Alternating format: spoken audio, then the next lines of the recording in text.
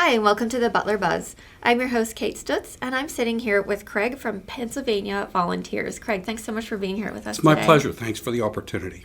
I'm so excited to hear about the Pennsylvania Volunteers. You guys cover everything. We're trying to.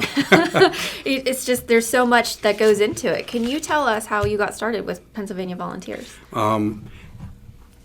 Unfortunately, I can't brag for myself, but there were 3 or 4 gentlemen at one time sat down and decided that there was a need for someone to coordinate volunteerism throughout the county to provide disaster relief and assistance in time of major issues within the county, such as tornadoes, flooding, snow disasters, the ice storms, sheltering, and those kind of things. And they thought that there should be some way for us to coordinate with the county, with the state and federal level, get all those groups all coordinated. And they started the Pennsylvania Volunteers, and shortly after they got that started, I became a member along with, we now have 55 members on the committee, and we have a collaboration now with Slippery Rock University. Slippery Rock University is going to provide with their freshmen, juniors, and sophomores this year, seniors next year. We're going to use them as members of the team. We're going to train them the same as we would all the rest of the volunteer members of our team. And that will be including dog handlers for search and rescue. So you're going to have your own canine? Yeah, we actually do have our own canine. They're nationally That's recognized. Cool. We had a class up at Butler County Community College this year for them to get their national certification for search and rescue. Wow. That's pretty impressive. Yeah, and then you have 55 people. That's 55 significant. people. Yeah, nine separate dogs that run with us. We have a drone team so that they can work with the search and rescue team so that we can do drone work to establish locations for the animals and make sure everybody's being safe from a distance without having to involve somebody personally. You guys really have all the bases covered. We hope so. We're trying to provide sheltering for issues like there were last year from the flooding and the natural disasters that were down in Butler last year. We were involved with that. Intense flooding downtown. And we've had 2 flooding classes that we sponsored down in the city of Butler this year earlier. We're planning on having 4 more of those. 2 of those will be around Connoconesing, Forward Township, and Evans City. And then we'll have 2 more that will involve Evans City, Zelienople, Harmony, Jackson Township, Forward Township, and most likely Lancaster Township to discuss flooding and what can be done to help prevent issues and how you can save yourself from them. That's great. So you guys work hand in hand with firefighters and officers. Is that how you we're work? actually there to support those groups, not so much as to take over their functionality, but to support them in any way we can. If they need resources, that's how they get a hold of us, and they'll be getting a hold of us through the 911 Communication Center due to our memorandum of understanding with them. Right. So they just kind of, if they need more support, they need more hands on deck, they have an organization they can rely on and trust. Yes. To back them up. Right, and we've all been vetted through all the different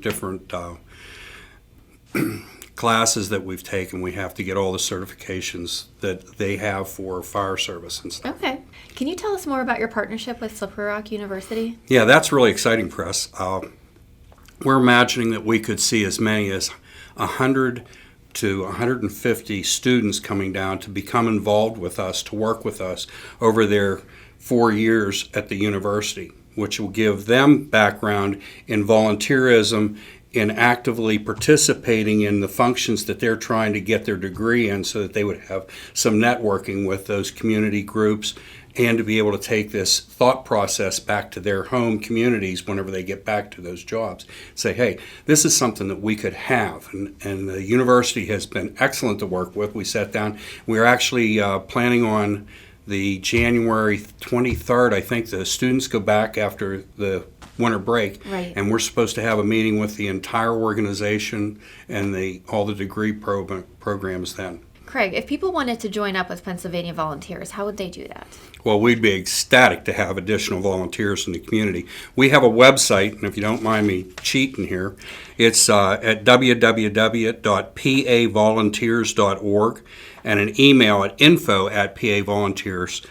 .org that they could contact us. We have a phone number that rings into a voicemail box, 724-281-3450, that they could call to get specific information, and we can provide you with information. We have a monthly meeting for everyone. We have a board of directors meeting every month, and we set up the plans for the next 2 or 3 months at the board meeting. We sit down at the regular meeting, socialize a little bit. We try to have a little training during the regular monthly meetings, and people are certainly welcome. We meet up at the VFW in Lindora. Craig, thanks so much for being here with us today. Thank you. It was a great pleasure from my side, too. We'll be right back with our next guest.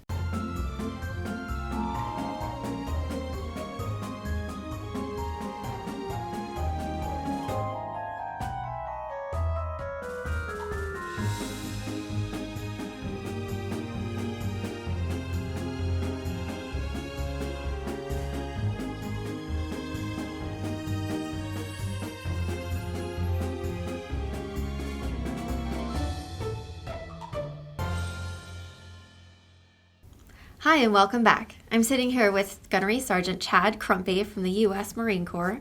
Chad, thanks so much for being with us today. Thank you for having me, and thank you for giving me the opportunity to talk a little bit about the Toys for Tots program. Yeah, we're happy to have you, and you're doing, not only are you serving the country, but you're also helping out the children in the country, which is fantastic. Yes. Yeah, so thanks for doing that. Can you tell us a little bit about how Toys for Tots got started? Well, the Toys for Tots program started by the United States Marine Corps. Obviously is why I'm wearing this uniform. And in 1947, the Marine Corps actually decided, easy way to give back, a little bit more publicity, and something good for the community. So throughout the country, they started giving away toys on Christmas time. And then in 1983 is when it actually kind of took hold here in Butler. Okay. The township commissioner, Sam Zerzola, who's Sergeant Major Zerzola, at the time, he was a first sergeant, and he was stationed, I think he was with the recruiters. And he actually started collecting boxes because they were doing it in Newcastle. So he brought some here and kind of let it grow from there. He joined with the Bantam Marine Corps Detachment 743. And then from there, it's just kind of grown. I mean, we have all kind of organizations, whether it be the American Legions, the Legion Riders, several businesses throughout the county that have actually helped it evolve to what it is today. Yeah, that sounds fantastic. I mean, it really grew. So what kind of businesses do you have that help contribute? We have actually one of the biggest ones is Berkshire Hathaway, which I'm sure you guys have all seen the signs throughout Butler. So it's the Chuck Swedinsky team. They do a thing at the brick house. It's usually the first Thursday or the last Thursday, I can't remember. We just had it, so whatever that date was. Okay. Right around Thanksgiving. Yeah. Okay. So it's usually that Thursday. He has a big thing, and all the proceeds and the 50-50, and then all the toys come to Toys for Tots. The Texas Roadhouse usually helps us out. They'll do like an appetizer or something every time you bring something in. And Great Clips usually gives something off. Like you'll get so much off a haircut for bringing in a toy. It's actually a lot of them. I mean, a lot. All of our boxes are in businesses. Right. Throughout the county. Butcherines, beer distributor, she does a bingo at the beer garden, nice. Which was actually last Thursday as well. And she does the same thing, and then she takes any money raised from that and goes and buys for the areas we're struggling in. Because typically, when you're thinking about giving toys, you give Tonka trucks and Barbie dolls and everything, which we really do need and we appreciate. There's also times we need them infant toys. So, I mean, you may only get... right, for all the ages. Yeah, so say we have, 100 infants, we may have 50 toys. So we have to go out and purchase those. So most people are doing like the 5 to 10 age range. Yes. Okay. And then we expanded up. Typically in the past, we've only gone to 12 years old. So what we've done last year, we started going to 15. Okay. So, and it's kind of hard because I think the kids what they're playing with now at 15 wasn't what I wanted. Right. I wanted so many things have changed. Yeah, a baseball bat was good, right. But, and a bike. But so I mean, we have to really go out and actually kind of struggle to find out what 12 to a 15-year-old really wants that we can sort of afford. Right. And speaking of bikes, actually, there was Al's Bike Drive. He actually was able to provide us with 350 bicycles this year. Oh, that's amazing. Yes, and it made a huge impact to what we were able to give back, because now especially a lot of them bikes were older bikes. So I mean that way now you're you're 12 to 15-year-old kid. We may never been able to give them a bike before, Right. but now we're able to actually kind of, hey, here's something a little extra. So Sergeant Crumpy, how many families in Butler do you plan on serving this year? Typically, we've done anywhere from 22 to 2,300 children, which is huge. I mean, it could be anywhere because some people may have one child. One family may Right. consist of 5 or 6. That's still a significant amount of children. Yes. They're having a great Christmas. I'm so happy how much has grown. Because the other organizations, they may be able to give out one toy.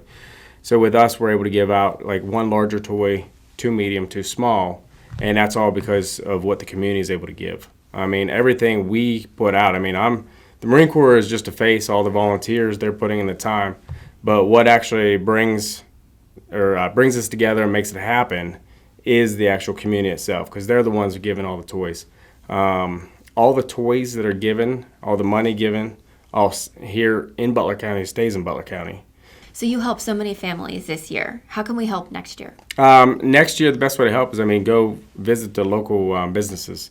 The local businesses are where all of our toys or boxes are located. And like I said, the community is where we get them all back from. So if you see a box, stop by that business and give them a toy. That's the easiest way to donate. It is. We also have if you just type in Butler County Toys for Tots, on Google, you'll come through and you're able to use like a credit card or whatever. I know some people sometimes worry about that because it looks like it's going to the overall foundation, okay. But whenever you went through the Butler porthole, that actually means that money comes back into the Butler account. So that stays local as well. Yeah, that stays local. And then usually at the same time all this week we were up there working. Anytime our warehouse is actually at the Clearview Mall. And they help us out tremendously too. They helped us out this year. They gave us a free space. Next year they offered us a free space as well, which is a huge burden lifted because right. We need space and it's able to access buses and logistically and it's easy to find too. Yeah. Yeah. Everyone knows where the mall's at. Right. So, stop by if the door's up. You can drop off toys then. We always have a money bin or whatever there that it gets counted and the night goes in the account. So, Sergeant Crumpy, thank you so much for being on the show today. Oh, thank you for having me and thank you for giving me the opportunity to really explain how the Toys for Tots program started here in Butler County and how the rest of the community can get involved and continue to watch it grow. Of course. We'll be right back with our next guest. Okay, you're all set. Phone, EXP with voice remote and Zoom internet. The enhanced Wi-Fi coverage will put you in complete control of your home network. So I can see if they are sleeping and know if they're awake. Sure, and you can easily pause and unpause a device's internet access. Oh, yes. You mean if they've been bad or good. For goodness sake. I'll be seeing you very soon. Hi, and welcome back. I'm sitting here with Mary from Meals on Wheels. Mary, thank you so much for being here today. Oh, thank you for having me. Really appreciate it. Yeah, well, we're excited to talk about Meals on Wheels because it's your 50th anniversary. It is, yes. Congratulations. Thank you. And you are spending so much time and effort helping all the people in our community, including my grandmother, Margaret Stutz. We love her so much. Aww. And this is kind of coming full circle because she spent so much of her time as a young mother making meals for people in the community, and all the kids were at her house, and now we are feeding her. Mm-hmm. So that's really great that it's come full circle like that. It is wonderful. And I've really come to find that people that have lived in Butler for many years either have someone that they know that's received meals, or they've volunteered for us at one time, or a family member or a neighbor. So that's what's wonderful is it's everybody in the community helping each other. And like you said, it's a full circle. So it is. So when you deliver these meals to people, do you come in and talk with them, or are you dropping them off? Tell us about the service. Sure. Our only requirement is that you're homebound and you live in our delivery area. Okay. So we have 12 routes that go to different areas. We're located in the city of Butler, so it does a radius of the city, about 8-mile radius, depending on which direction we're heading. But we have the 12 routes, and we have a driver for each route and a delivery person for each route. So one nice thing about it is you're not only getting that hot meal, but someone checking on them Right. as well. And so, you can't spend a lot of time, but you want to say hi, you want to check on them. Some of our volunteers run out and get the mail from the mailbox if they're unable to do that themselves. Yeah, you get to chat for a couple minutes, Right. but you can't spend a lot of time because there's someone waiting at the next stop. Sure. So, yeah. But I do find that our volunteers are wonderful. They do develop a little relationship with those people, our clients, because they do the same route every Monday or every Friday, whatever it may be. And after you see someone every week, even if it's just 5 minutes each time, you do develop a relationship, and it's a very Right. special thing, And it's a big difference in their lives, too. definitely. And Right. not only for the clients, but for the volunteers as well. Right. It does go both ways. It does go both ways, yeah. So, Mary, tell us about how many clients and volunteers you have. Sure. We currently have 90 clients on the program, so they're all receiving a hot meal, and they have an option of receiving a sandwich meal as well. And we have about 250 volunteers. Wow, that's a lot. That's a lot of volunteers. That's crazy. That's Well, great. It's wonderful. But we have 150 volunteers that we use each week, 30 a day. Okay. And the beauty of being a volunteer is you can take time off. So if people go on vacation or they're not feeling well and they can't make it in, we have a list of substitutes that we can then call. So and there's see if always they're someone available. Exactly. Okay. Right. It takes a lot of people to make it happen. Oh, we sure. have people that come in and help package the meals and fill the chests. There's a hot chest for the hot meals, the cold chest for the cold lunch bags. So they come in about 8:15 in the morning. They help get all that ready, get it prepared. We have a cook, but we have people that have to help with the other little jobs. And so by 11:15, that's when the drivers and deliverers show up. And once all the chests are packed, off they go to do their part and get all the meals delivered. So from start to finish, there's a lot of hands involved. There's a lot of hands involved and a lot of checks and double checks and triple Sure. checks because we do special diets. Okay. Some people might have food allergies, or if they're on certain medications, they can't have certain types of food. Some people need their food pureed or cut up. Say they have arthritis and they can't cut the meat themselves. We'll Sure. cut that for them. All those little things to so consider. there's a lot, exactly. So there's a lot of checks all morning long to make sure by the time our client receives the meal, they receive the one that they need. So we do our best to accommodate that. So Mary, while this is your full-time job, what does it look like for a day for your volunteers to come in? So they start arriving around 8:15. And the people that help out in the morning are there for about 3 hours. They're writing the client's names on the bag, or they might be getting the bread and they put a little pat of butter on it. Some people package that up. They're making sandwiches, dishing out fruit for desserts and cookies and cakes and all those goodies. After they have all that ready, then they start putting the food around for the lunch bags. Everything that they just prepared. They're putting the milk cartons around, snacks, different things. And each person has a specialized card for their bag. It shows if they're getting just the hot meal, if they're diabetic, if they're getting a sandwich meal as well. So those volunteers are responsible to make sure each client receives Exactly what's necessary for exactly them. for that Okay. bag. After they have all that ready, then they go in and help in an assembly line to get the hot meal ready to go.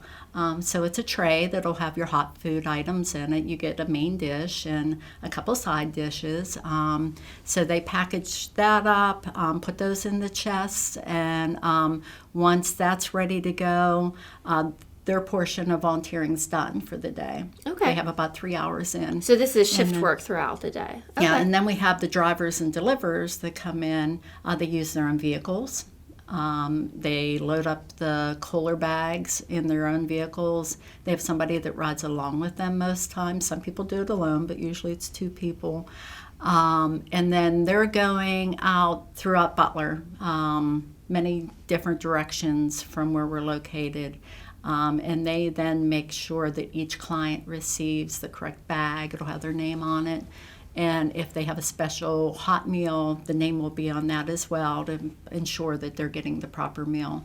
So they go out and do the deliveries, check on the people, come back and report to me if they have any concerns about the clients. They see them every week, so they know if maybe they're failing or if someone may have fell and needs help. I have an emergency contact for each person. And then I'll call the family or the neighbor, whoever it may be, and let them know that we have a concern. Mary, if somebody wanted to get involved with Meals on Wheels, how would they go about doing that? The best way to do it would actually call Meals on Wheels. The phone number is 724-285-3815. That's my direct line. Okay. If you want to volunteer, we have a volunteer coordinator, Sandy. You can call 724-285-9573. She helps you through the process of volunteering. We also have a website. It's butlermealsonwheels.com. It provides a lot of good information as well. But we're in the office Monday through Friday from 7 a.m. to 1 p.m. Mary, thank you so much for being on the show with us today. Well, thank you so much for having us. We really appreciate getting the word out about our Meals on Wheels. Of course. Thanks so much for watching, and we'll see you next time on the Butler Buzz.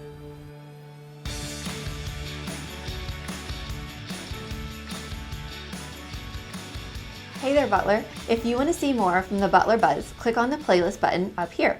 To see other Armstrong local programming shows, you can click the subscribe button down here. I suggest you do both. Thanks for watching. We'll see you next time.